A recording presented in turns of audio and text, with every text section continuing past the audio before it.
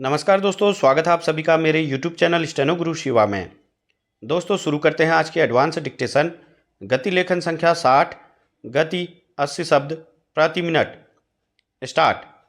यह अपने आप में एक बड़ी विडंबना है कि देश के निर्माण में अहम भूमिका निभाने वाले कामगार अपनी मेहनत के बदले उचित पारिश्रमिक और भविष्य को लेकर तो आए दिन व्यवस्था से जूझते ही रहते हैं।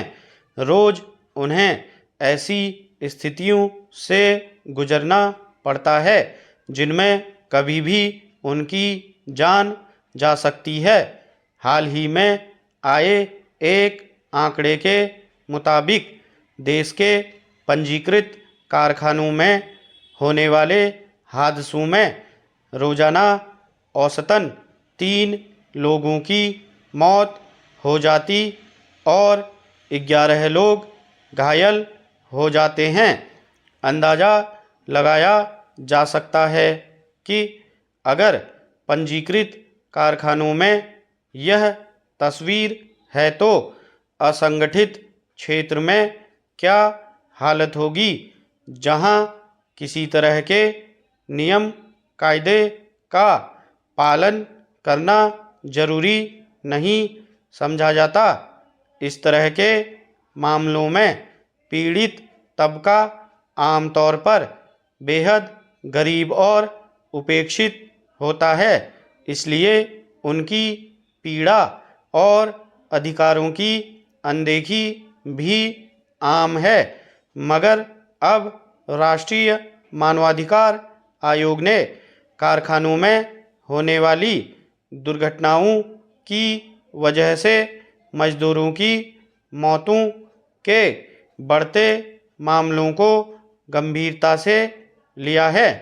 दरअसल हाल ही में केंद्रीय श्रम मंत्रालय के एक संस्थान से प्राप्त आंकड़ों के आधार पर एक लेख में बताया गया कि 2018 से 2020 के दौरान औद्योगिक इकाइयों में होने वाले हादसों में कम से कम 3,331 लोगों की मौत हो गई।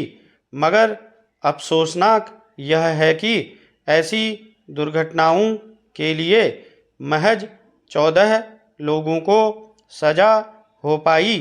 इसी मसले पर मानवाधिकार आयोग ने खुद संज्ञान लेते हुए सभी राज्यों और केंद्र शासित प्रदेशों के मुख्य सचिवों और श्रम सचिवों को नोटिस जारी किया है और उनसे कारखानों में होने वाली दुर्घटनाओं में मजदूरों की मौतों का ब्यौरा उपलब्ध कराने को कहा है।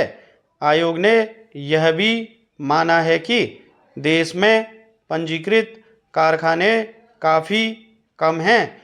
इसके समांतर जो कारखाने पंजीकृत नहीं हैं, उनमें हुए हादसों और मजदूरों के हताहत होने का श्रम विभाग के पास कोई ब्यौरा नहीं होता है, बल्कि पंजीकृत औद्योगिक इकाइयों में जितनी दुर्घटनाएं होती हैं उनमें भी जानमाल की क्षति को कितने वास्तविक रूप में दर्ज किया जाता है यह कहा नहीं जा सकता।